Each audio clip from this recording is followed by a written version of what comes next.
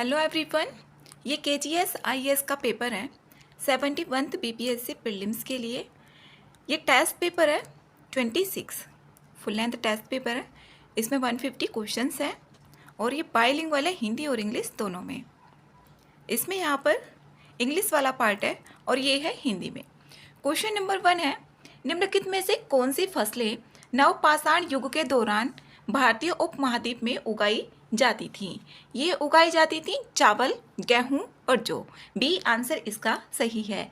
Next 2, नवपाषाण युग के अंत में मनुष्यों द्वारा सबसे पहले किस धातु का उपयोग किया गया था? ये किया गया था तांबा, जो Cu होता है कॉपर, इसका किया गया था। नेक्स्ट है क्वेश्चन नंबर 3, भारत में कौन सा ताम्रपाषाण स्थल घरों के समरूपी आइसोमेट्रिक पुनर्निर्माण से जुड़ा है? ये जुड़ा है इनाम गांव। यहाँ पर ए ऑप्शन इसका सही है। और इनाम गांव महाराष्ट्र के दक्कन पठार पर सबसे व्यापक रूप से उत्खनित ताम्रपाषाण स्थलों में से एक है। नेक्स्ट है 4, निम्नलिखित में से कौन सा हड़प्पा स्थल जो होता है बार्ले की बड़े पैमाने पर खेती के पुरातात्विक प्रमाण प्रदान करता है? इसमें बनावली, और बनावली है हरियाणा में, तो इसका आंसर ए सही है। नेक्स्ट है 5, किस प्राचीन सभ्यता में हड़प्पा की पृथ्वी देवी के समान उर्वरता देवी की पूजा की जाती थी? इसमें की जाती थी मिस्र, तो मिस्र आंसर इसका सही है। हड़प्पा से जो प्राप्त पुरातात्विक प्रमाण प्राप्त हुए हैं उसमें स्त्री की मिट्टी के जो प्रतिमाएं हैं जिनकी कोख से पौधे अंकुरित होते दिखाए गए हैं, ये दर्शाते हैं कि पृथ्वी या उर्वरता देवी की पूजा की जाती थी और जिसका संबंध वनस्पति की वृद्धि से था।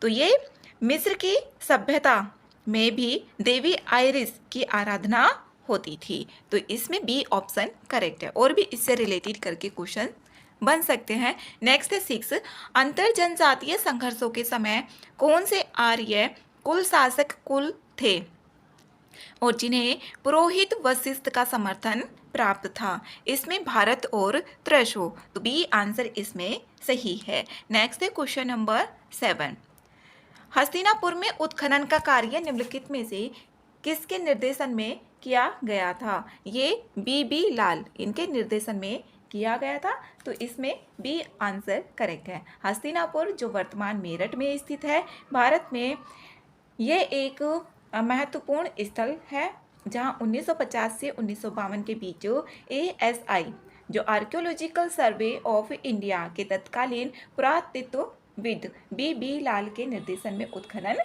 किया गया था। नेक्स्ट 8, सिकंदर के आक्रमण के दौरान उत्तर पश्चिम भारत के कौन से 2 शासक प्रसिद्ध हैं? इसमें अम्बी और पोरस, बी आंसर सही है। सिकंदर के उत्तर पश्चिम भारत पर आक्रमण के समय 326 में तो यह क्षेत्र अनेक स्वतंत्र राज्यों और जनजातियों गणराज्यों में विभाजित था। यहाँ पर अम्बी और पोरस पुरु जिन्हें बोला जाता है, ये झेलम नदी के किनारे पर और चेनाब नदियों के बीच स्थित था। और यहाँ पर अम्बी जिसे अम्बिस भी कहा जाता है, तक्षशिला का शासक जिसने सिकंदर का स्वागत किया और उससे संधि भी कर ली थी। नेक्स्ट क्वेश्चन नंबर 9, महावीर ने दुख और सुख दोनों पर विजय प्राप्त कर कैवल्य जिसको मोक्ष और ज्ञान प्राप्त करने के बाद कौन सी उपाधि अर्जित की? ये की थी जिन की, डी आंसर इसमें सही है। जिन की उपाधि की थी। महावीर ने दुख और सुख दोनों पर विजय पाकर कैवल्य को मोक्ष और ज्ञान भी बोला जाता है, इन्होंने प्राप्त किया और उसके बाद इन्होंने जिन की उपाधि ली। और जैन धर्म में इस अवस्था को कैवल्य ज्ञान, सर्वज्ञता या पूर्ण ज्ञान कहा जाता है। नेक्स्ट है 10, प्राचीन भारत के पंच चिन्हित सिक्कों पर निम्नलिखित में से कौन से सामान्य प्रतीक पाए जाते थे? इसमें पाए जाते थे पहाड़ी, वृक्ष, मछली, बैल, हाथी और अर्धचंद्र। ए आंसर इसका सही है। नेक्स्ट है 11, किस शासक ने हुमायूं को मुगल सिंहासन पुनः प्राप्त करने के उनके प्रयासों के दौरान सहायता देने से इनकार कर दिया था। मारवाड़ के मालदीव इन्होंने सहायता करने से मना कर दिया था। नेक्स्ट है 12 शेरशाह के समय फारसी के अतिरिक्त किस स्थानीय भाषा में अभिलेख लेखा जोखा रखा जाता था? ये रखा जाता था हिंदवी। तो ए आंसर इसका सही है। जो शेरशाह के काल में लेखा जोखा केवल फारसी में ही नहीं बल्कि स्थानीय भाषा हिंदवी में भी रखा जाता था। नेक्स्ट है क्वेश्चन नंबर 13। शेरशाह के शासनकाल में परगना के ऊपर की प्रशासनिक इकाई कौन सी होती थी? ये सरकार होती थी। ए आंसर इसमें सही है। नेक्स्ट है 14। बैरम खां की मृत्यु के बाद अकबर ने किसका पालन पोषण किया? ये किया था अब्दुल रहीम खान ए खाना का। ए आंसर इसका करेक्ट है। नेक्स्ट है 15।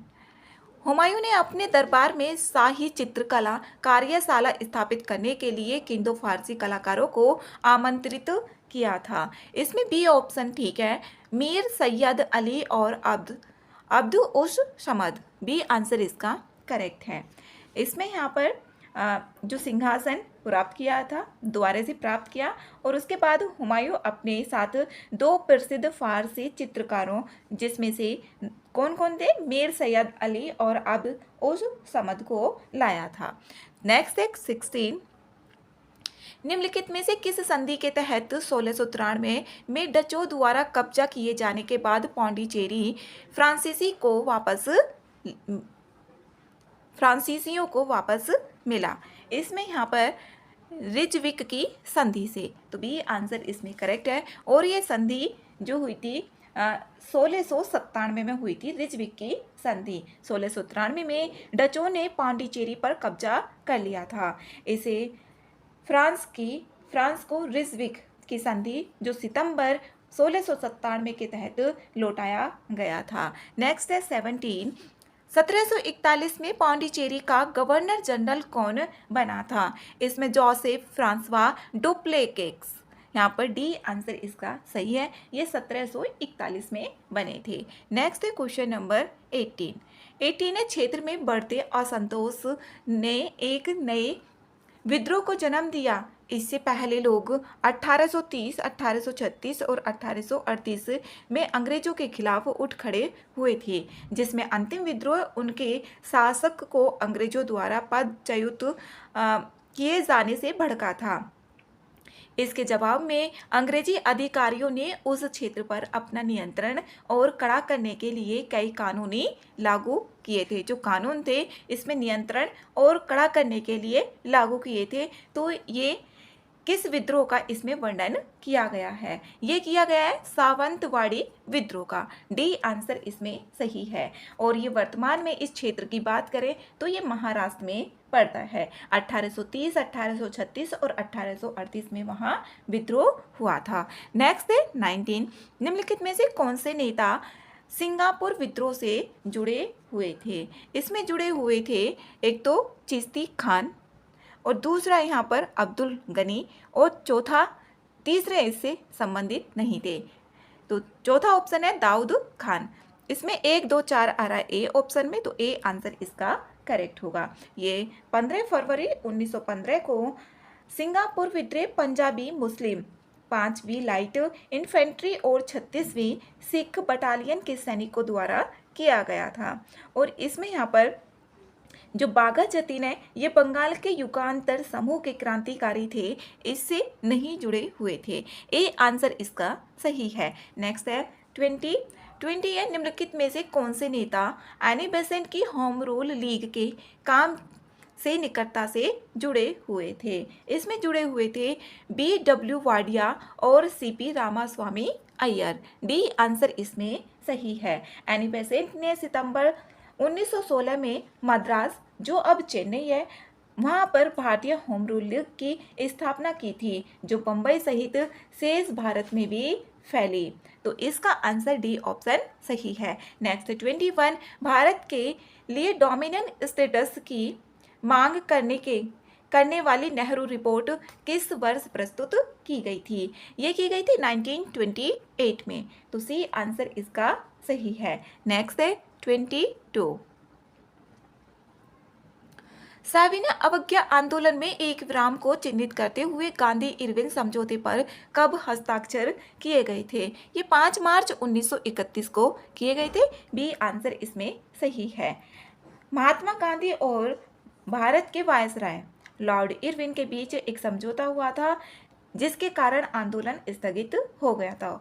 कौन सा आंदोलन था? साविना अवज्ञा आंदोलन स्थगित हो गया था। 5 मार्च 1931 को गांधी इरविन समझौते पर हस्ताक्षर किए गए थे। नेक्स्ट है 23। संयुक्त निर्वाचन प्रणाली से उत्पन्न समस्याओं के समाधान के लिए अखिल भारतीय अनुसूचित जाति महासंघ ने क्या मांग की थी? इसमें मांग की थी पृथक निर्वाचक मंडलों की बहाली और संयुक्त निर्वाचक मंडलों को रद्द करने की। डी आंसर इसमें सही है। नेक्स्ट 24। निम्नलिखित में से किस वायसराय ने द्वितीय विश्व युद्ध के दौरान ब्रिटिशों को समर्थन देने के कांग्रेस के सशर्त प्रस्ताव को अस्वीकार कर दिया था? इसमें लॉर्ड लिनलिथगो के द्वारा अस्वीकार कर दिया गया था। सी आंसर इसमें सही है। कब? ये 1939 को। कांग्रेस ने ब्रिटेन के युद्ध प्रयासों को यहाँ पर समर्थन देने की पेश की थी, लेकिन द्वितीय विश्व युद्ध के दौरान संविधान सभा की स्थापना और तत्काल एक जिम्मेदार केंद्रीय सरकार की मांग रखी थी। लेकिन यहाँ पर जो वायसराय लॉर्ड लिनलिथगो थे, उन्होंने इन मांगों को ठुकरा दिया था, इन मांगों को स्वीकार नहीं किया था। तो सी आंसर इसमें करेक्ट है और ये इंपॉर्टेंट सवाल भी है। नेक्स्ट 25। 1857 के विद्रोह के बाद भारत के पहले राज्य सचिव के रूप में किसे नियुक्त किया गया था? ये किया गया था लॉर्ड स्टैनली को। सी आंसर इसमें सही है। नेक्स्ट है क्वेश्चन नंबर 26। निम्नलिखित में से कौन सा कथन निपटान खाता का सबसे अच्छा वर्णन करता है? इसमें करता है आरक्षित परिसंपत्तियों के साथ साथ तरल और गैर तरल देनदारियों में परिवर्तन। बी आंसर इसका सही है। नेक्स्ट है 27। यूजी 99 एक विषैला जंग रस्त है जो मुख्य रूप से किस फसल को संक्रमित करता है? ये करता है चावल, गेहूं को। तो बी आंसर इसका सही है। ये गेहूं को करता है। UG99 एक विषैला जंग रस्त है जो मुख्य रूप से गेहूं फसल को संक्रमित करता है। नेक्स्ट है 28। जनसांख्यिकीय मानदंड जो प्रति वर्ग किलोमीटर भूमि क्षेत्र में रहने वाले लोगों की संख्या को दर्शाता है, ये क्या कहलाता है? ये जनसंख्या घनत्व कहलाता है कि प्रति वर्ग किलोमीटर में कितनी जनसंख्या, कितने लोग वहाँ पर रह रहे हैं। नेक्स्ट है क्वेश्चन नंबर 29। शोधित जन्म दर जो CBRI के संबंध में निम्नलिखित कथनों में कौन सा इसमें सही है? सही ऑप्शन इसमें बताना है। यह एक वर्ष में प्रति 1000 जनसंख्या पर जीवित जन्मों की संख्या होती है। तो डी आंसर इसका सही है। नेक्स्ट 30। निम्नलिखित में से कौन सा कथन जनसंख्या पिरामिड का सर्वोत्तम रूप से वर्णन करता है? इसमें सी ऑप्शन करेक्ट है। ये जनसंख्या के आयु लिंग वितरण को ग्राफिक रूप से प्रस्तुत करता है। नेक्स्ट 31। जब दो देशों के बीच किया गया व्यापार समझौता आयात या निर्यात के स्तर को प्रभावित करता है, तो निम्नलिखित में से कौन सी स्थिति उत्पन्न होने की संभावना है? इसमें यहाँ पर भुगतान संतुलन में असंतुलन होता है, तो ए आंसर इसका सही होगा। जो BOP होता है, बैलेंस ऑफ पेमेंट, तब उत्पन्न होता है जब किसी देश के अंतर्राष्ट्रीय खातों में अधिशेष या घाटा डेफिसिट हो। नेक्स्ट है क्वेश्चन नंबर 32।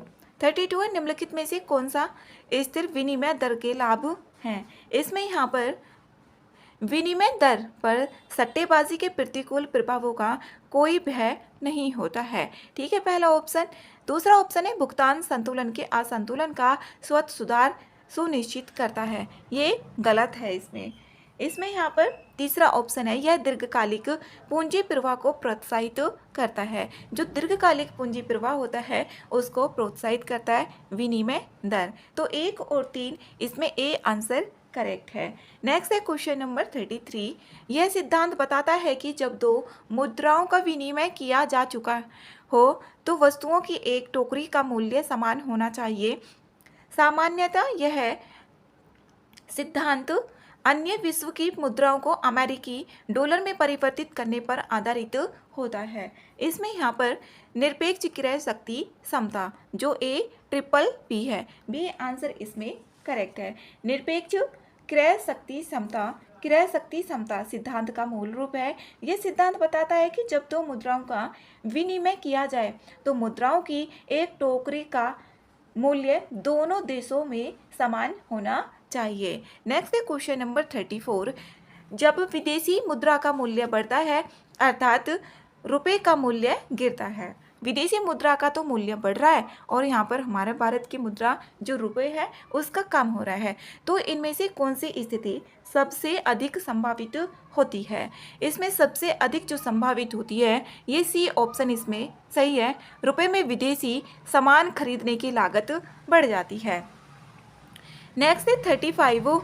भारत में सूक्ष्म लघु और मध्यम उद्यमों MSME को वर्गीकृत करने के लिए निम्नलिखित में से कौन सा आधिकारिक मानदंड उपयोग किया जाता है? इसमें निवेश और वार्षिक कारोबार किया जाता है, ए आंसर इसमें सही है। नेक्स्ट है क्वेश्चन नंबर 36। किसी भारतीय कंपनी को प्रत्यक्ष विदेशी निवेश FDI के रूप में पुनर्वर्गीकृत किए जाने से पहले एक एकल विदेशी पोर्टफोलियो निवेशक FPI समूह उसमें अधिकतम कितनी इक्विटी हिस्सेदारी रख सकता है? इसमें यहाँ पर 10 रख सकता है हिस्सेदारी अपनी।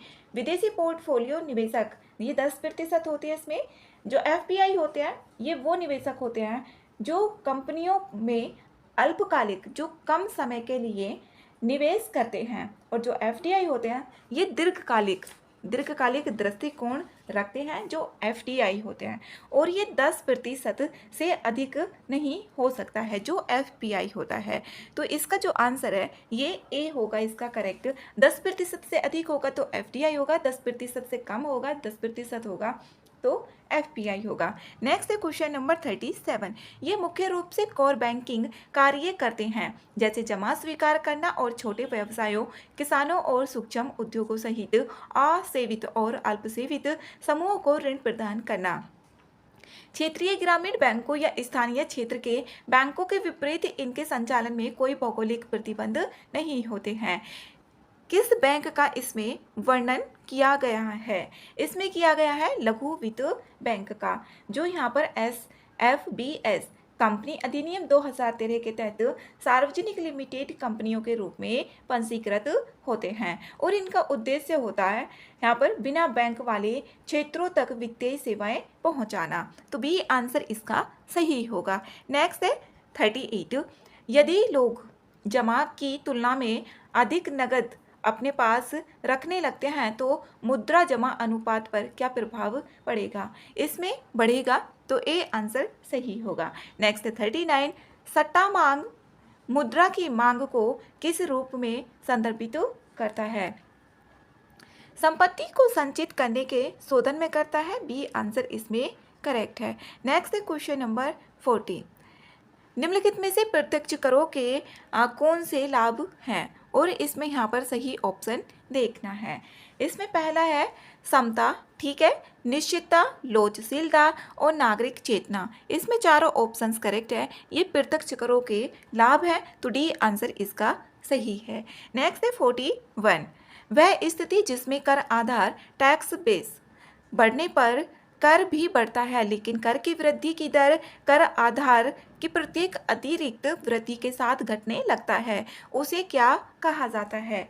उसे यहाँ पर अधोगामी कराधान डिग्रेसिव टैक्सेशन कहा जाएगा। सी आंसर इसमें सही है। इसमें जो अधोगामी कर प्रणाली होती है इसमें जो कर होगा देयता कर आधार के बढ़ने के साथ ये बढ़ती है, लेकिन कर वृद्धि दर जो होगी वो प्रत्येक अतिरिक्त वृद्धि के साथ धीरे धीरे कम होती जाएगी। तो इसमें यहाँ पर जब देयता का आधार होगा तो बढ़ने के साथ इसमें बढ़ेगी, लेकिन धीरे धीरे कम होती चली जाएगी।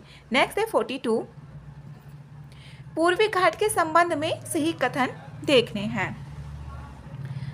ये भारत के पूर्वी तट पर ओडिशा से तमिलनाडु तक फैली पर्वतों की एक असंतत का मतलब होता है ये हो गया फिर इधर हो गया, यहाँ पर बीच में गैप आ गया, इस तरीके से। तो सतत जो होता है मतलब कि लगातार कंटिन्यूटी उसमें बनी रहती है। इसमें यहाँ पर पहला ऑप्शन करेक्ट है। दूसरा ऑप्शन है ये पश्चिमी घाट से अधिक प्राचीन है और अत्यधिक नदी अपरदन के कारण खंडित संरचना प्रदर्शित करते हैं। दूसरा ऑप्शन भी इसमें सही है, दोनों ऑप्शंस करेक्ट है, सी आंसर इसका सही है। नेक्स्ट है 43, सिंधु जल संधि के संबंध में इसमें सही कथन देखना है। यह संधि 1960 में विश्व बैंक की सहायता से भारत और पाकिस्तान के बीच हस्ताक्षरित की गई थी। करेक्ट पहला, 1960 में ही हुई थी भारत और पाकिस्तान के बीच जो सिंधु जल संधि थी, और ये विश्व बैंक की सहायता से हुई थी। दूसरा ऑप्शन है पश्चिमी नदियां जैसे सिंधु, झेलम और चिनाब भारत को आवंटित की गई हैं। दूसरा ऑप्शन इसमें गलत है। जो सिंधु जल संधि के तहत सिंधु नदी प्रणाली के जल संसाधन भारत और पाकिस्तान के बीच विभाजित है, और इसमें यहाँ पर सिंधु, झेलम और चेनाब ये पाकिस्तान को आवंटित किया गया। बाकी की जो बची यहाँ पर सतलज, व्यास और रावी ये भारत को किया गया आवंटित। तो दूसरा ऑप्शन इसमें गलत है, पहला ऑप्शन ठीक है, ए आंसर इसका सही है। नेक्स्ट है 44, हिमालय के संबंध में निम्नलिखित कथनों पर विचार करने हैं और इसमें गलत ऑप्शंस देखने हैं। पहला ऑप्शन है हिमालय श्रेणियां प्रादीपीय पठार की ओर उभरी। जो प्रादीपीय पठार है इसकी ओर तो उभरी हुई होगी, जैसे कि कॉन्वेक्स। कॉन्वेक्स का मतलब होता है उत्तल लेंस, जैसे यहाँ पर ये उभरा हुआ है इस तरीके से। और जो कॉनकेव होता है ना, कॉनकेव यहाँ पर इस तरीके से होगा, अवतल लेंस को बोला जाएगा। अंदर की तरफ को यहाँ पर ये धंसा हुआ होता है और भी इस तरीके से होता है। तो पहला ऑप्शन इसमें सही है। पश्चिम से पूर्व की ओर जाने पर चौड़ाई बढ़ती है जबकि ऊंचाई घटती है। तो दूसरा ऑप्शन इसमें गलत है। सिपकिला दर्रा लेह को शिमला से जोड़ता है, इसमें ये ऑप्शन भी गलत है। इसमें यहाँ पर जो सिपकिला दर्रा है हिमाचल प्रदेश को तिब्बत से जोड़ता है और हिमाचल प्रदेश के किन्नौर जिले के तिब्बत के नागारी क्षेत्र से ये जोड़ता है। इसमें यहाँ पर 2 और 3 ऑप्शन गलत है, तो बी आंसर इसका सही होगा। नेक्स्ट है 45, झील, जलाशय और इधर राज्य दिए हुए हैं। इधर इसमें देखना है कौन सा इसमें सही सुमेलित हो रहा है। नाको झील की बात करें तो ये हिमाचल प्रदेश में है, पहले का तीसरा। पुलिकट झील की बात करें तो आंध्र प्रदेश में है। तवा जलाशय झील ये मध्य प्रदेश में है, ये इसका है, ये मध्य प्रदेश का। और अस्तमुडी झील ये केरल की है, तो इसमें डी आंसर सही है। नेक्स्ट है 46, निम्नलिखित में से कौन सी नदी त्रिपुरा को बांग्लादेश से जोड़ती है और भारत बांग्लादेश सीमा का हिस्सा भी है। तो इसमें बी इसका यहाँ पर बी आंसर ठीक है। इसमें फैनी नदी है। फैनी नदी दक्षिण त्रिपुरा भारत से निकलती है और बंगाल की खाड़ी में गिरने से पहले बांग्लादेश में बहती है। नेक्स्ट है 47, 141 डिग्री पश्चिमी देशांतर रेखा किन 2 देशों को अलग करती है? ये अलग करती है अलास्का और कनाडा को। 141 डिग्री पश्चिमी देशांतर अलास्का और कनाडा को अलग करती है। नेक्स्ट है क्वेश्चन नंबर 48, निम्नलिखित में से किस गैस को लाफिंग गैस कहा जाता है? इसमें नाइट्रस ऑक्साइड को कहा जाता है और इसका फॉर्मूला होता है N2O। इस तरीके से भी यहाँ पर पूछा जा सकता है, गैसों के नाम दे दिए जाएंगे, SO2 होगा और इसमें यहाँ पर NO होगा, यहाँ पर N2O। यहाँ पर जो नाइट्रस ऑक्साइड है ये गैस को लाफिंग गैस कहा जाता है। तो इसका आंसर होगा यहाँ पर सी ऑप्शन इसका करेक्ट है। नेक्स्ट है 49, झीलों और उनके संबंधित क्षेत्रों के निम्नलिखित युग्मों पर विचार करना है और इसमें देखना है कितने युग्म सही हैं। पहला टीटीकाका झील, जो टीटीकाका झील है ये दक्षिण अमेरिका की सबसे बड़ी मीठे पानी की झील है जो पेरू और बोलिविया के बीच स्थित है। ठीक है, पहला ऑप्शन तो इसमें। दूसरा ऑप्शन है माराकाइबो झील, जो माराकाइबो झील है ये वेनेजुएला में है, वेनेजुएला के उत्तर पश्चिमी भाग में, ना कि यहाँ पर ये यूरोप में है। तो दूसरा ऑप्शन इसमें गलत हो जाता है। तीसरा ऑप्शन है ऑन्टेरियो झील, ये उत्तरी अमेरिका में ही स्थित है, ये ग्रेट लेक्स जो श्रृंखला है उसका एक हिस्सा है। तीसरा ऑप्शन करेक्ट है। विक्टोरिया झील ये अफ्रीका में ही है, ठीक है, यहाँ पर ये तंजानिया, युगांडा और केन्या द्वारा साझा की जाती है, अफ्रीका में स्थित है। इसमें 3 कथन ठीक है, तो 3 युग्म सही है, इसके सी आंसर सही है। नेक्स्ट है 50, इसमें जलप्रपात और इधर यहाँ पर राज्य दिए गए हैं। दूध सागर ये गोवा में है, तो तीसरा होगा। बरकाना ये कर्नाटक में, और किलियूर जो किलियूर है ये तमिलनाडु में है, और खन्नाधार ये ओडिशा में स्थित है। तो डी आंसर इसका करेक्ट है। नेक्स्ट है 51, निम्नलिखित कथनों पर विचार करना है और इसमें यहाँ पर सही कथन देखने हैं। इसमें सही ऑप्शंस बताने हैं। भारत एल्यूमिनियम का दूसरा सबसे बड़ा उत्पादक है, करेक्ट है ये, भारत दूसरा सबसे बड़ा उत्पादक है। इसमें चूना पत्थर का तीसरा सबसे बड़ा उत्पादक है भारत, और लोहा अयस्क का चौथा है। दूसरा ऑप्शन है भारत वस्त्र और परिधानों का छठा सबसे बड़ा निर्यातक है। ठीक है, वस्त्र का और परिधानों का छठा सबसे बड़ा निर्यातक भी है। भारत में राजस्थान टीन का जो टीन होता है उसका एकमात्र उत्पादक है, ये ऑप्शन इसमें गलत है। छत्तीसगढ़ भारत में टीन का एकमात्र उत्पादक है, छत्तीसगढ़ है ना कि राजस्थान। तो इसमें 1 और 2 ऑप्शन सही होगा, सही ऑप्शन पूछा गया है। नेक्स्ट है 52, कश्मीर के करेवा निम्नलिखित में से किसकी खेती के लिए जाने जाते हैं? ये जाने जाते हैं केसर की खेती के लिए, बी आंसर करेक्ट है। नेक्स्ट है 53, निम्नलिखित युग्मों पर विचार करना है और इसमें सही ऑप्शंस देखने हैं। पहला ऑप्शन है पल्सर एक घूमते हुए तारे से उत्पन्न होते हैं और रेडियो तरंगे भेजते हैं, सही है। दूसरा ऑप्शन है न्यूट्रॉन तारा तब बनता है जब कोई तारा चंद्रशेखर सीमा को पार कर जाता है। तीसरा ऑप्शन है लाल दानव तब बनता है जब किसी तारे में हाइड्रोजन समाप्त हो जाता है। तीनों ऑप्शंस यहाँ पर करेक्ट हैं, इसमें अलग करके भी इसमें क्वेश्चंस बन सकते हैं, तो डी आंसर सही है। नेक्स्ट है 54, ग्रहों के संबंध में निम्नलिखित कथनों पर विचार करना है और इसमें सही ऑप्शन देखना है।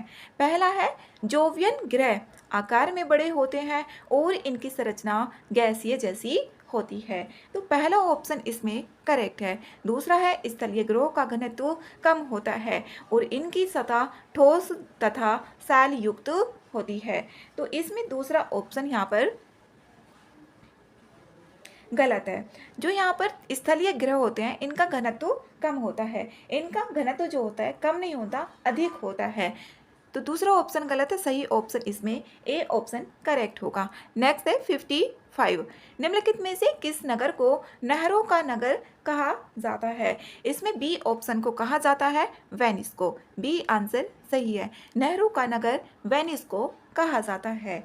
इसमें नेक्स्ट है, और जो वेनिस है ये इटली में स्थित है। नेक्स्ट है 56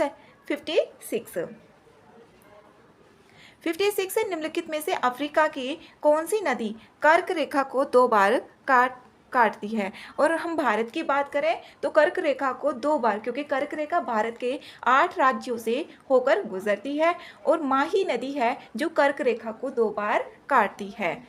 इसमें यहाँ पर 2 बार कौन सी नदी है जो कर्क रेखा को काटती है? अफ्रीका की नदी पूछा गया है। इसमें है लिम्पोपो, सी आंसर करेक्ट है। लिम्पोपो नदी अफ्रीका में स्थित है जो कर्क रेखा को 2 बार काटती है। नेक्स्ट है 57, इंडोनेशिया के निम्नलिखित द्वीपों को पश्चिम से पूर्व की ओर, इसमें पश्चिम से पूर्व की ओर बताना है, इस तरीके से पश्चिम से पूर्व की ओर। यहाँ पर एक इसमें सज बाली, इसमें एक फर्स्ट उसको जोड़ के सज बाली एक इसकी ट्रिक होती है, तो सा से हो जाएगा यहाँ पर सुमात्रा, फिर होगा यहाँ पर जावा, और फिर होगा यहाँ पर बा से बाली, और ला से हो जाएगा लॉम्बोक। तो इसका जो आंसर होगा वो ए ही करेक्ट होगा। एक पहले वर्ड को यहाँ से इसमें बनी है ये। नेक्स्ट है क्वेश्चन नंबर 58, ये बादल फूले फूले सफ़ेद या हल्के धूसर रंग के होते हैं जिनका आधार समतल होता है और अक्सर रुई के गोले या फूल गोभी जैसे दिखाई देते हैं। ये तब बनते हैं जब गर्म आर्द्र वायु ऊपर उठती है, ठंडी होती है और स्थानीय संवहन के कारण संघनित हो जाती है। इसमें किस प्रकार के बादलों का उल्लेख किया गया है?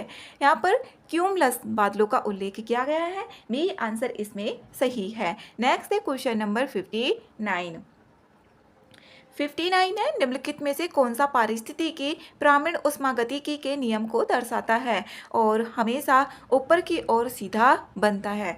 इसमें यहाँ पर हमेशा जो सीधा बनता है ऊर्जा का पिरामिड, जो ऊर्जा का पिरामिड होता है ये हमेशा सीधा बनता है। नेक्स्ट है question number 60, below baby syndrome भूजल में निम्नलिखित में से किस तत्व की उपस्थिति के कारण होता है जिससे शिशुओं में बीमारी या मृत्यु हो जाती है? ये होता है नाइट्रेट की वजह से, तो बी आंसर इसका सही है। नेक्स्ट है 61, ट्रांस फैट तेलों में परमाणुओं को जोड़ने की प्रक्रिया से बनते हैं और यह लंबी सेल्फ लाइफ सुनिश्चित करते हैं। इसमें यहाँ पर हाइड्रोजन होते हैं, सी आंसर सही है।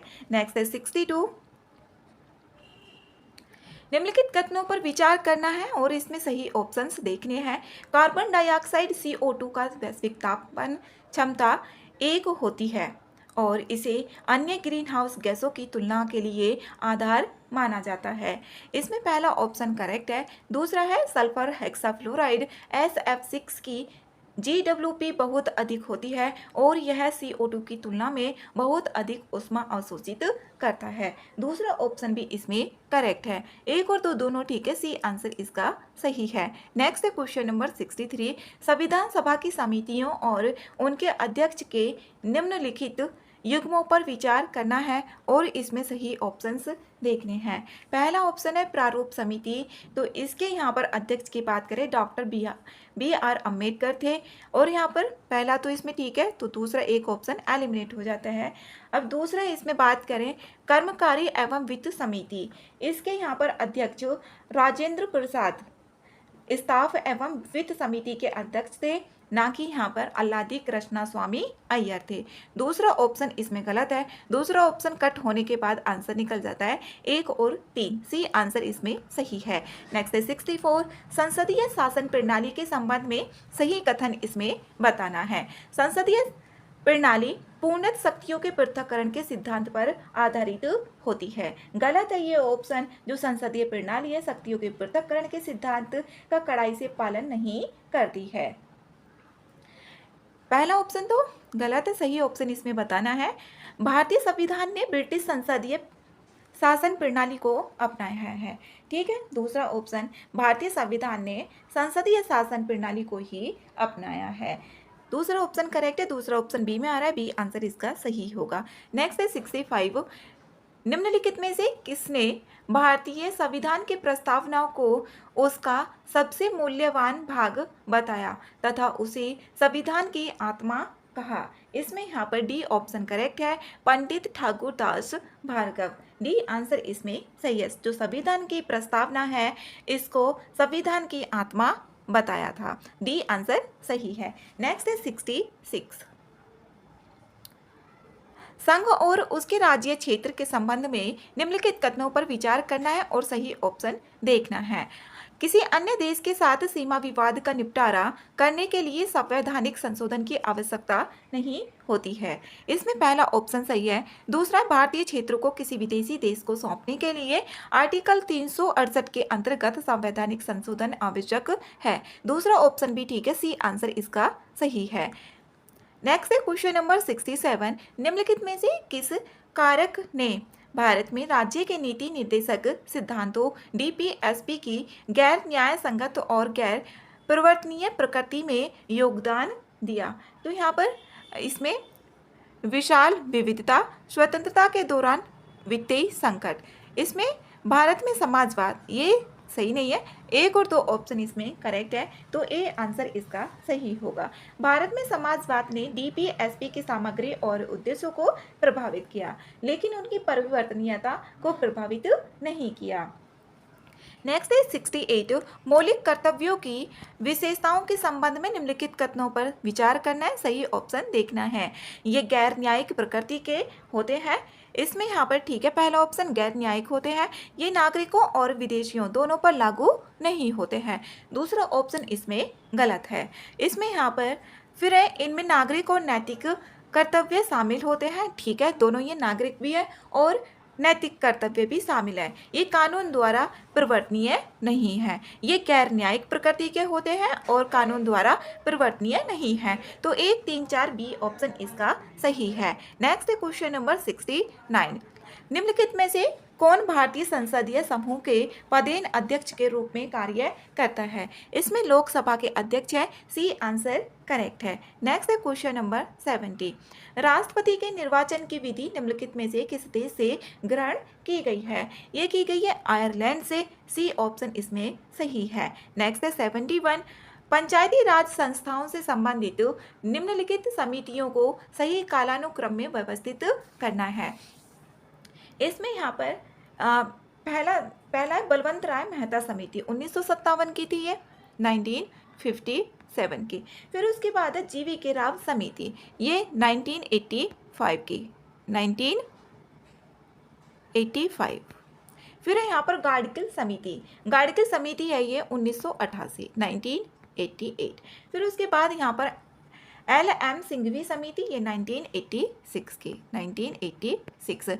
जो जीवी के राव समिति थी उसके बाद ML सिंघवी समिति थी। सिंघवी मतलब कि जो S आएगा RS, यहाँ पर राव और S मतलब कि R के बाद S होता है, तो इस तरीके से भी याद रखा जा सकता है। तो इसमें यहाँ पर पहला होगा, फिर उसके बाद दूसरा होगा, फिर उसके बाद चौथा होगा।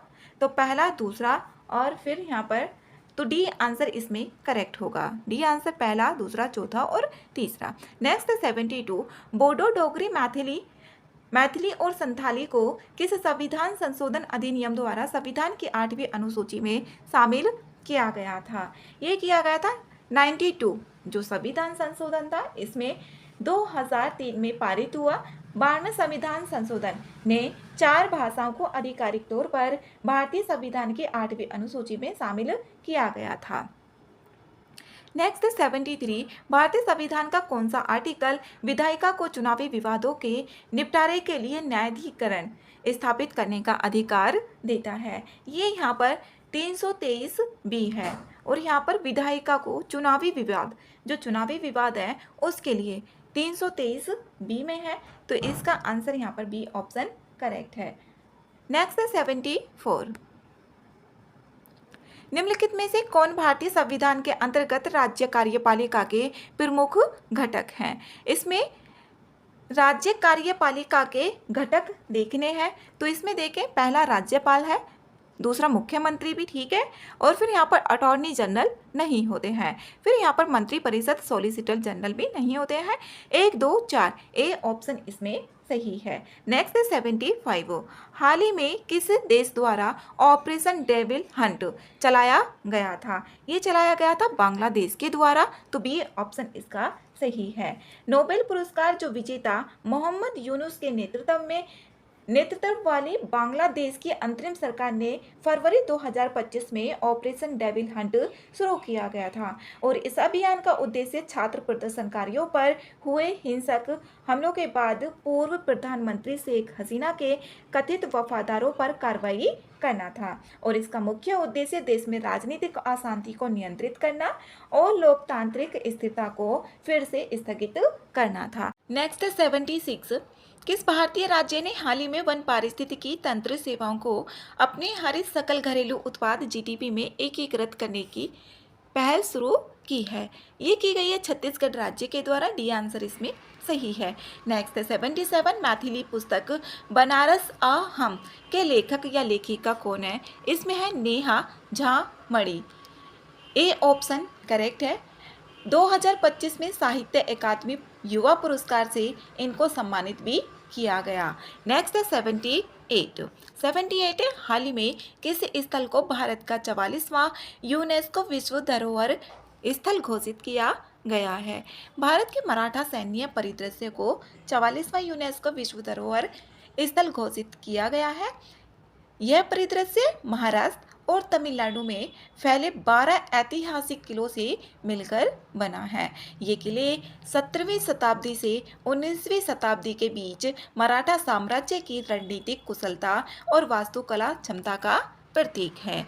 नेक्स्ट 79 है दुनिया की पहली निजी अंतरिक्ष यात्रा जो स्पेस वॉक है किस मिशन के दौरान की गई थी? ये की गई थी पोलारिस डॉन मिशन के द्वारा, जिसे नासा के फ्लोरिडा स्थित कैनेडी स्पेस सेंटर से स्पेस वॉक के फॉल्कन 9 रॉकेट के जरिए इसको प्रक्षेपित किया गया था। तो बी आंसर इसका सही है। नेक्स्ट है क्वेश्चन नंबर 80। निम्नलिखित में से भारत की पहली स्वदेशी सर्जिकल रोबोटिक प्रणाली का नाम क्या है? इसमें है SSI मंत्र।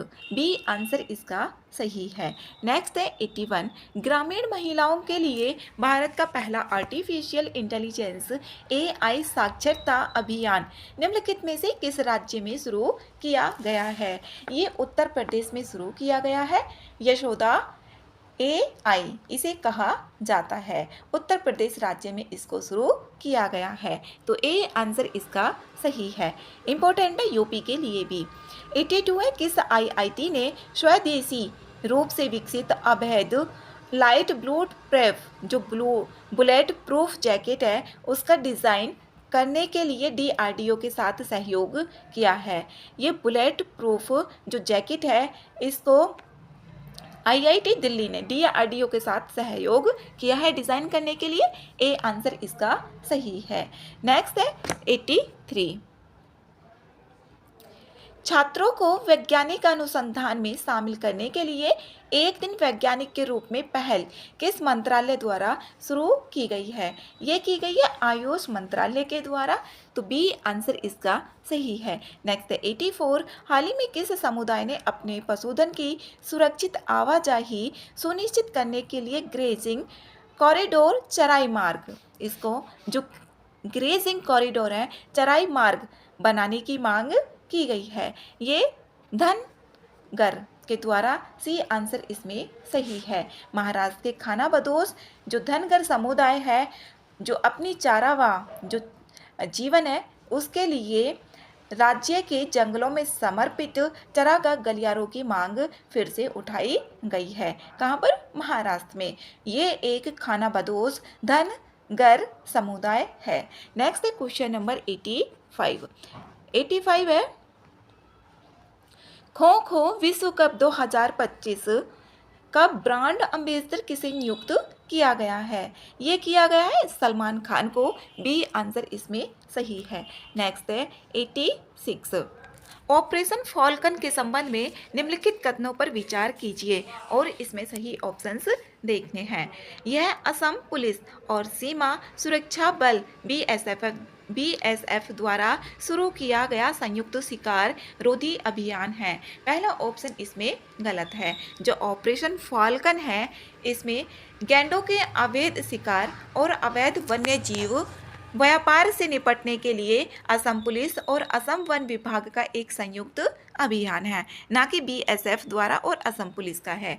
दूसरा ऑप्शन है इस अभियान का उद्देश्य गैंडे के शिकार करने के लिए नेटवर्क को समाप्त करना और अवैध वन्य जीव व्यापार पर रोक लगाना है। दूसरा ऑप्शन इसमें करेक्ट है। ये गैंडे के शिकार के लिए ही है, उसे समाप्त करना ऑपरेशन फॉल्कन का उद्देश्य है। तो सही ऑप्शन देखना है, ओनली बी ऑप्शन करेक्ट होगा। बी आंसर सही है। नेक्स्ट है 87। हाल ही में किस मंत्रालय ने greening steel pathway to sustainability कार्यक्रम का आयोजन किया गया है? ये इस्पात मंत्रालय के द्वारा किया गया है। ए आंसर इसमें सही है। नेक्स्ट है 88। 88 में यहाँ पर गलत ऑप्शन देखना है। भारत के पहले स्वदेशी रूप से विकसित 1 मेगावाट हरित हाइड्रोजन संयंत्र के संबंध में निम्नलिखित कथनों पर विचार करना है। इसमें पहला ऑप्शन है यह मुंबई के जवाहरलाल नेहरू बंदरगाह पर स्थित है। गलत है। ये पहले भारतीय बंदरगाह पर देश की पहली हरित हाइड्रोजन परियोजना है और ये दीनदयाल बंदरगाह प्राधिकरण कांडला बंदरगाह पर मेक इन इंडिया पहल के तहत भारत का पहला 1 मेगावाट हरित हाइड्रोजन संयंत्र इस पे चालू किया गया है। तो पहला ऑप्शन इसमें गलत है। बंदरगाह का नाम है दीनदयाल बंदरगाह प्राधिकरण कांडला बंदरगाह। दूसरा ऑप्शन है यह घरेलू विनिर्माण क्षमताओं को बढ़ावा देकर और आयात निर्भरता को कम करके मेक इन इंडिया पहल का समर्थन करता है। दूसरा ऑप्शन ठीक है, इसमें गलत ऑप्शन देखा गया है तो केवल एक ए ऑप्शन करेक्ट होगा। नेक्स्ट है 89। भारत का पहला विश्व शांति केंद्र वर्ल्ड पीस सेंटर निम्नलिखित में से किस शहर में उद्घाटित किया गया? इसमें बी ऑप्शन करेक्ट है, गुरुग्राम। नेक्स्ट है 90 है भारत का पहला मधुमेह बायो बैंक कहाँ स्थापित किया गया है? ये किया गया है चेन्नई में, तो सी आंसर इसका सही है। नेक्स्ट है 91 निम्नलिखित में से कौन सा भारत का पहला आयुर्वेदिक निदान उपकरण है? इसमें यहाँ पर नाड़ी तरंगिणी, तो डी आंसर इसमें सही है। ये भारत का पहला AI संचालित आयुर्वेदिक डायग्नोस्टिक डिवाइस है और इसे CDSCO द्वारा अनुमोदित किया गया है। CDSCO ये central drugs standard control organisation. Next है 92 भारत के किस शहर में हाल ही में कॉमन्स के शासन पर केंद्रित एक महत्वपूर्ण संवाद आयोजित किया गया है? ये किया गया है नई दिल्ली में, ए आंसर इसका सही है। नेक्स्ट है 93 बिहार सरकार द्वारा जमीनी स्तर पर नवाचार और उद्यमिता को बढ़ावा देने के लिए शुरू किए गए नए पोर्टल का नाम क्या है?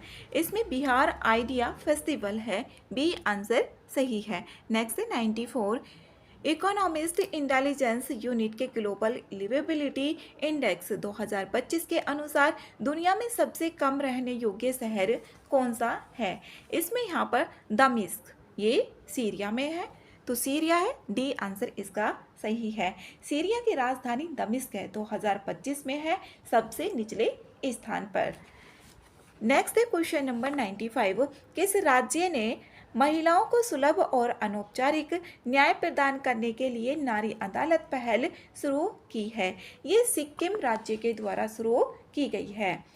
रोंगपो में पहले अम्मा सम्मान दिवस के अवसर पर नारी अदालत की शुरुआत की सिक्किम राज्य के द्वारा, ए आंसर इसका सही है। नेक्स्ट है 96 से स्थिर साइकिल की तुलना में गतिशील साइकिल को संतुलित करना आसान क्यों होता है? इसमें जो जायरोस्कोपिक प्रभाव के कारण होता है। अब ये प्रभाव क्या होता है? जब साइकिल चलती है तो उसके पहिए तेजी से घूमते हैं, जिससे एक जायरोस्कोपिक प्रभाव पैदा होता है। ये प्रभाव घूमते हुए पहिए और अपनी दिशा में होने वाले बदलाव का विरोध करता है, जिससे साइकिल की स्थिरता मिलती है और संतुलन बनाए रखना आसान होता है। नेक्स्ट है 97 हाल ही में समाचारों में रहे शब्द बायोसेंसर का कौन सा कथन सबसे अच्छा वर्णन करता है?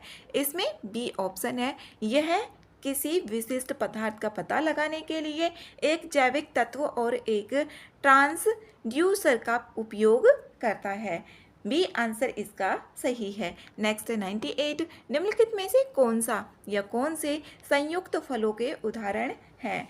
इसमें यहाँ पर ओनली एक ही है, इसमें तीसरा कटहल जो संयुक्त फलों का उदाहरण है, तो इसमें आंसर होगा ओनली सी ऑप्शन। अमरूद को देखें, ये एक साधारण फल है जो एक ही अंडे से विकसित होता है, और केला ये एक साधारण फल है जो एक ही फल से विकसित होता है, ये फूल से विकसित होता है केला। और कटहल ये संयुक्त फल का एक क्लासिक उदाहरण है जो एक पुष्प मंडल में कई फूलों के मेल से बनता है, ये कई फूलों के मेल से बनता है कटहल। फिर है यहाँ पर स्ट्रॉबेरी ये एक समूह फल होता है जो एक ही फूल के कई अंडाशयों से बनता है, यह एक संयुक्त फल नहीं होता है। तो इसमें और भी पूछे जा सकते हैं। नेक्स्ट है 99 विषाणुओं के संदर्भ में निम्नलिखित में से कौन सा कथन इसमें गलत है? गलत ऑप्शन इसमें देखना है, इसमें बी ऑप्शन गलत है। बैक्टीरियोफेज वे विषाणु हैं जिन्हें बैक्टीरिया मार देते हैं। जो बैक्टीरियोफेज होते हैं या फेज ऐसे वायरस होते हैं जो विशेष रूप से बैक्टीरिया की कोशिकाओं को संक्रमित करते हैं, तो इसका आंसर यहाँ पर बी होगा क्योंकि गलत पूछा गया है। नेक्स्ट है 100 महासागर के नीले रंग के लिए निम्नलिखित में से कौन से कारक मुख्य रूप से उत्तरदायी हैं? इसमें कौन से कारक हैं जो यहाँ पर महासागर के नीले रंग के लिए उत्तरदायी हैं? इसमें रेले प्रकीर्णन ये भी है।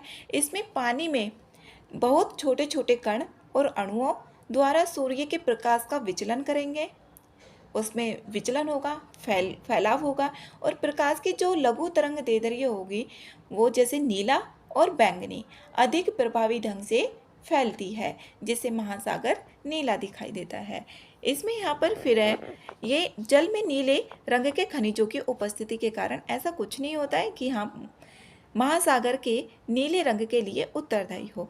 फिर है तीसरा, जल द्वारा उच्च तरंग दैर्ध्य का चयनात्मक अवशोषण, ये भी इसमें सही है। जो नीली तरंग दैर्ध्य की तुलना में दीर्घ तरंग दैर्ध्य है, जैसे कि लाल का ज़्यादा होता है वेवलेंथ, तो यहाँ पर ये ऑप्शन भी करेक्ट है। प्रकाश का परावर्तन, इसमें यहाँ पर ये भी नहीं होगा, 1 और 3 ऑप्शन आ रहा है ए में, ए आंसर इसका सही है। नेक्स्ट है 101, हुक का नियम।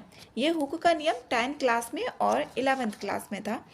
तो हुक का नियम निम्नलिखित में से किस से संबंधित है? ये संबंधित होता है प्रत्यास्थता।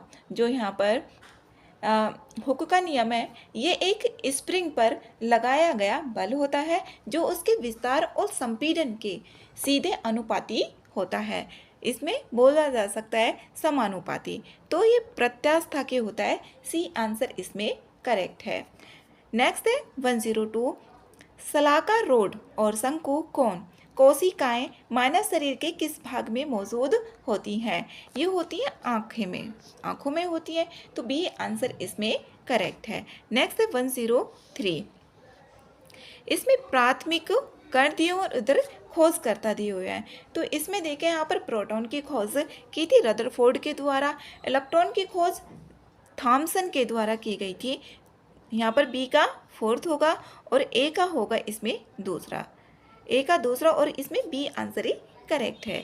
नेक्स्ट है 104, परमाणु ऊर्जा के संबंध में निम्नलिखित कथनों पर विचार करना है और इसमें गलत ऑप्शंस देखने हैं। पहला ऑप्शन है, यह परमाणु के नाभिक से निकलने वाली ऊर्जा का एक रूप होता है। जो परमाणु ऊर्जा होती है, परमाणु के नाभिक से निकलने वाली ऊर्जा का एक रूप होता है, सही है। दूसरा ऑप्शन है, यह ऊर्जा विखंडन और संलयन दोनों प्रक्रियाओं के माध्यम से विस्फोटक रूप से मुक्त हो सकती है। ये ऑप्शन भी करेक्ट है। इसमें गलत ऑप्शन देखना है, डी ऑप्शन करेक्ट होगा। नेक्स्ट है 105, पनडुब्बियों के पानी में डूबे रहने के दौरान समुद्र की सतह के ऊपर की वस्तुओं को देखने के लिए किस उपकरण का उपयोग किया जाता है? इसमें पेरिस्कोप का किया जाता है, बी आंसर सही है। नेक्स्ट है 106, पृथ्वी की परपटी में मौजूद तत्वों के संबंध में निम्नलिखित कथनों पर विचार करना है और इसमें सही ऑप्शंस देखने हैं। सोडियम सर्वाधिक हल्की धातु है, इसमें गलत है। लिथियम सबसे हल्की धातु होती है, ना कि सोडियम होगी। तो पहला ऑप्शन तो इसमें गलत है, 2 ऑप्शन एलिमिनेट हो गए, दूसरा ऑप्शन करेक्ट होगा ही। तीसरा ऑप्शन है, सोना बिजली का सर्वोत्तम सुचालक है। जो सोना है, सोना नहीं होता, चांदी बिजली का सबसे अच्छा सुचालक है, ना कि सोना। तीसरा ऑप्शन भी गलत है। अब इसमें 2 और 4 ऑप्शन ही बच जाता है, तो बी आंसर करेक्ट होगा। नेक्स्ट है 107, निम्नलिखित में से कौन सा विटामिन अपने रासायनिक नाम से सुमेलित नहीं है? इसमें यहाँ पर विटामिन B11 टोकोफेरॉल, ये टोकोफेरॉल से संबंधित नहीं है, ये फोलिक एसिड से संबंधित है और इसे कभी कभी विटामिन B9 भी कहा जाता है। तो ए आंसर इसका सही होगा। नेक्स्ट है 108, न्यूट्रिनो के संबंध में निम्नलिखित में से कौन सा कथन सही है? इसमें सी ऑप्शन करेक्ट है। वे द्रव्यमान वाले सबसे हल्के उपपरमाण्विक कण हैं तथा परस्पर क्षीण अभिक्रिया करते हैं। नेक्स्ट है 109, बोसोन QRD लैब और QPIAI भारत में किस क्षेत्र में विशेषज्ञता वाले प्रमुख स्टार्टअप हैं? ये क्वांटम प्रौद्योगिकी के हैं, तो सी आंसर इसमें सही है। नेक्स्ट है 110, भारत के गगनयान मिशन के परियोजना निदेशक कौन हैं? इसमें है डॉक्टर और हटन, सी आंसर इसमें सही है। नेक्स्ट है 112, लाइफाई प्रौद्योगिकी के संबंध में निम्नलिखित कथनों पर विचार करना है और इसमें सही ऑप्शंस देखने हैं। यह उच्च गति डेटा संचरण के लिए दृश्य प्रकाश का उपयोग करता है। करेक्ट है पहला ऑप्शन। दूसरा है इसके सिग्नल वाईफाई की तरह दीवारों के आर पार भी जा सकते हैं। दूसरा ऑप्शन गलत है। जो वाईफाई है ये रेडियो तरंगों का उपयोग करता है जो दीवारों से गुजर सकता है, जबकि लाईफाई ये दृश्य प्रकाश का उपयोग करेगा जो अपारदर्शी वस्तुओं या दीवारों को भेद नहीं सकता है। दूसरा ऑप्शन गलत है। तीसरा ऑप्शन है यह पारंपरिक वाईफाई की तुलना में उच्च डेटा गति प्रदान करता है। तीसरा ऑप्शन इसमें सही है। चौथा ऑप्शन है यह ट्रांसमीटर और रिसीवर के बीच सीधी दृष्टि रेखा में सर्वाधिक कुशल कार्य करता है। चौथा ऑप्शन भी इसमें सही है। तो ये ऑप्शन सी में आ रहे 1, 3, 4, सी ऑप्शन इसका करेक्ट है। नेक्स्ट है 113। निम्नलिखित में से कौन सा हाल ही में समाचारों में रहे जूस शब्द का सर्वाधिक उपयुक्त तरीके से दर्शाता है? ये सी ऑप्शन इसमें करेक्ट है। यूरोपीय अंतरिक्ष एजेंसी द्वारा प्रक्षेपित एक अंतर्ग्रही मिशन है जो ऐसे है Jupiter IC moon explorer GUICE इसकी फुल फॉर्म है, जो यूरोपीय अंतरिक्ष एजेंसी द्वारा संचालित है।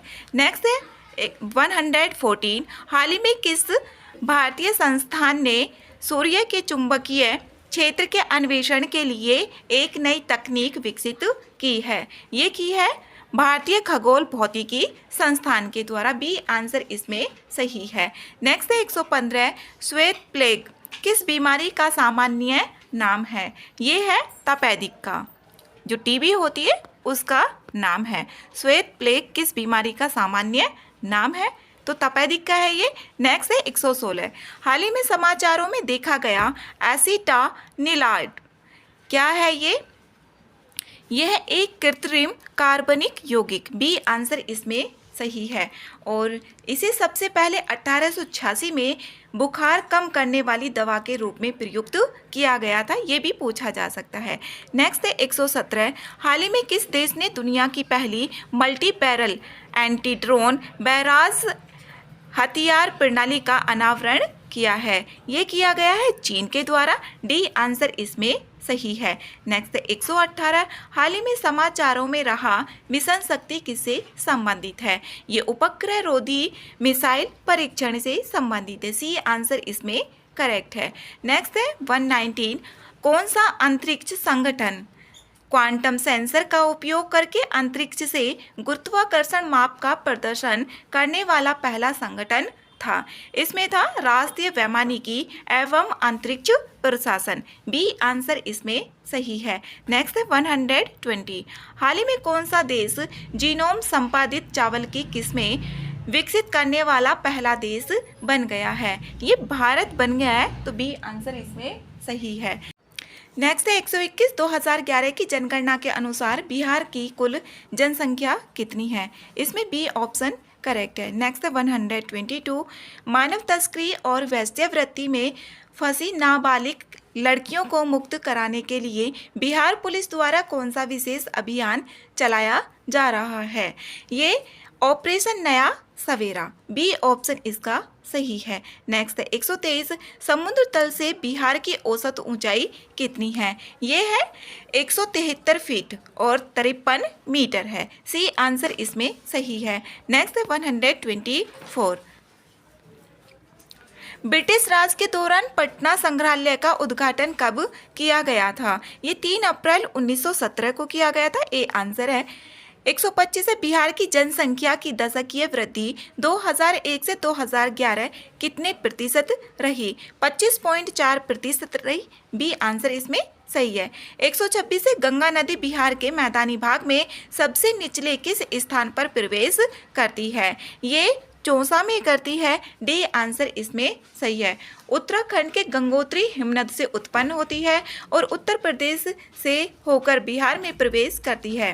चौसा के पास बिहार की सीमा में प्रवेश करने के बाद यह पश्चिम की ओर पूर्व दिशा में बहते हुए राज्य की 2 असमान हिस्सों में बढ़ जाती है।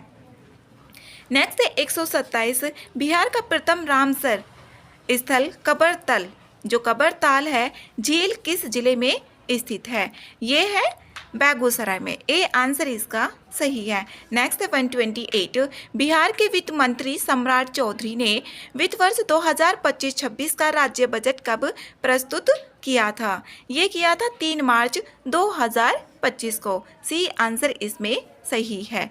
नेक्स्ट है 129, बिहार बजट 2025-26 में किन स्थानों पर ग्रीन फील्ड हवाई अड्डों के निर्माण की घोषणा की गई?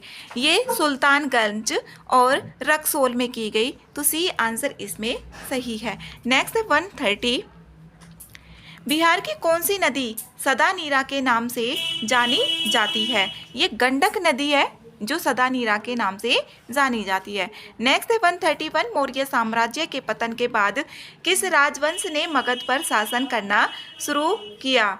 इसमें किया था ये शुंग वंश के द्वारा। तो बी आंसर इसका सही है। नेक्स्ट है 132, चंद्रगुप्त प्रथम का पाटलिपुत्र में राज्याभिषेक कब हुआ था? ये हुआ था 320 ईस्वी में। डी आंसर इसका सही है। नेक्स्ट है 133, किस पाल शासक के शासनकाल में मुंगेर को राजधानी चुना गया था? ये देवपाल के काल में चुना गया था। सी आंसर इसमें। नेक्स्ट है 134, निम्नलिखित में से कौन बिहार का अंतिम अफगान शासक था? दाऊद खान कर्रानी था। ए आंसर इसमें सही है। नेक्स्ट है 135, निम्नलिखित में से कौन पहला मुगल सम्राट था जिसका राज्याभिषेक पटना में हुआ था? ये था यहाँ पर फर्रुखसियर। बी आंसर इसमें सही है। नेक्स्ट है 136, 1524 में अपने पिता की मृत्यु के बाद शेरशाह को सासाराम की जागीर किसने प्रदान की थी? ये की थी इब्राहिम लोदी ने 1524 में की थी। तो बी आंसर इसका सही है। नेक्स्ट है 137, 1908 में बिहार प्रांतीय सम्मेलन के प्रथम सत्र की अध्यक्षता किसने की थी? इसमें की थी सर अली इमाम के द्वारा की गई थी। डी आंसर इसका करेक्ट है। नेक्स्ट है 138, बिहार विश्वविद्यालय के प्रथम कुलपति कौन थे? ये थे मजहर उल हक। बी आंसर इसका करेक्ट है। नेक्स्ट है 139 है, बिहार और बंगाल में भूमि पर काश्तकारों के अधिकारों को कब मान्यता दी गई थी? ये 1885 में दी गई थी। सी आंसर इसका करेक्ट है। नेक्स्ट है 140, नव नालंदा महाविहार किस लिए प्रसिद्ध है? ये है पाली रिसर्च इंस्टीट्यूट के लिए। सी आंसर इसमें सही है। नेक्स्ट है 141, यहाँ से रीजनिंग और मैथ्स के क्वेश्चन से स्टार्ट है। इसमें पहला दिया गया है, उस विकल्प को चुनना है जो शब्दों के सही क्रम को दर्शाता है जैसा कि वे अंग्रेजी शब्दकोश में दिखाई देंगे। ये बताना है इसमें। तो इसमें है पहले नंबर पे 6 है, फिर उसके बाद यहाँ पर प्रीसियस पहला, फिर उसके बाद 4th नंबर ये प्रपोजिशन। पहला इसमें आएगा 6 के बाद इसमें पहला, 6 के बाद 1, इसमें चारों ऑप्शंस में आ रहा है। फिर उसके बाद है 4th नंबर पर प्रिपरेशन, यहाँ पर 4 आएगा। 614 इसमें 3 ऑप्शंस में है। फिर उसके बाद है 5वां प्रेपोजिशन, यहाँ पर फिर उसके बाद 5, फिर उसके बाद आएगा प्रेस, यहाँ पर 3, फिर उसके बाद यहाँ पर प्रीवियस दूसरा बचा। तो इसका आंसर होगा सी। नेक्स्ट है 142, उस वन आरेख को चुनिए जो निम्नलिखित वर्गों के मध्य संबंध दर्शाता है। इसमें यहाँ पर देखना है मध्य प्रदेश। अब भारत है, मध्य प्रदेश कहाँ पर है? ये भोपाल मध्य प्रदेश में है और ये मध्य प्रदेश भारत में है। तो सबसे बाद में जो आएगा इसमें भारत आएगा और फिर मध्य प्रदेश और फिर यहाँ पर ये इस तरीके से इसका डायग्राम बनेगा। तो इसमें डी ऑप्शन करेक्ट होगा। नेक्स्ट है 143 है, उस संख्या को देखना है इसमें जो उसी रूप में व्यवस्थित है जैसे इस सेट में दिए गए हैं। तो इसमें यहाँ पर देखें 97, 17 और 16। इसमें 16 × 5 करें, 16 इंटू 5 और प्लस के 17 को ऐड कर दें तो यहाँ पर आ जाएगा ये 97। 16 में इसमें 5 की मल्टीप्लाई कर दी और प्लस 17 को, तो ये आ गई संख्या। फिर इसी तरीके से यहाँ पर करेंगे 14 इंटू 5 और फिर यहाँ पर ऐड करेंगे 23 को, तो यहाँ पर अगला नंबर आ जाएगा इसी तरीके से। तो यहाँ पर अब इसमें देखना है कौन सी संख्या होगी, तो इसमें आएगी डी ऑप्शन। यहाँ पर 100, 140, 30 और फिर 22। यहाँ पर 22 में करेंगे 5 की मल्टीप्लाई और फिर 30 को इसमें ऐड करेंगे तो 140 ही ये आएगा। डी आंसर इसका करेक्ट है। नेक्स्ट है क्वेश्चन नंबर 144। इसमें यहाँ पर जो साइन दिए हुए हैं उनको चेंज करना है और यहाँ पर जिससे 236 आ जाए। इसमें 40 माइनस 84 डिवाइड 12 इंटू 58 प्लस के 14 इक्वल्स टू 236 दिया गया है। अब यहाँ पर देखना है कौन सी साइन को चेंज करने पर, तो इसमें माइनस और क्रॉस को चेंज करते हैं तो यहाँ पर 236 आ जाता है, तो बी आंसर इसका सही है। नेक्स्ट है 145। इसमें यहाँ पर क्वेश्चन मार्क के प्लेस पर देखना है, तो इसमें यहाँ पर कौन सी श्रृंखला बननी है, इसमें आएगा 127। ए आंसर इसका सही है। नेक्स्ट है 146। इसमें यहाँ पर जो अलग होगा उसको देखना है। इसमें यहाँ पर पहला भी, दूसरा भी और डी भी, इसमें ये तीनों क्यूब रूट बन रहे हैं, लेकिन सी जो ऑप्शन है 2844 ये क्यूब रूट नहीं है, सी आंसर है। नेक्स्ट है 147। इसमें पहले पद से दूसरा पद संबंध है, उसी तरीके से यहाँ पर देखना है तीसरा जो होगा वो चौथे से किस प्रकार संबंधित होगा, तो इसमें यहाँ पर बी ऑप्शन करेक्ट है। जो यहाँ पर क्रिकेट है वो पिच से और जो रेस होगा वो ट्रैक से संबंधित होगा, तो बी आंसर इसमें सही है। नेक्स्ट है 148। 148 एक मोटरसाइकिल अपनी यात्रा के पहले 100 किलोमीटर की दूरी को 60 किलोमीटर पर आवर की औसत चाल से तय करती है। तो इसमें यहाँ पर पहले देख लेंगे कि कुल दूरी कितनी है। पहले तो 100 किलोमीटर है और फिर यहाँ पर 80 किलोमीटर, तो कुल जो डिस्टेंस आ गई ना यहाँ पर आ गई 180 किलोमीटर। अब यहाँ पर कुल टाइम भी निकाल लेंगे।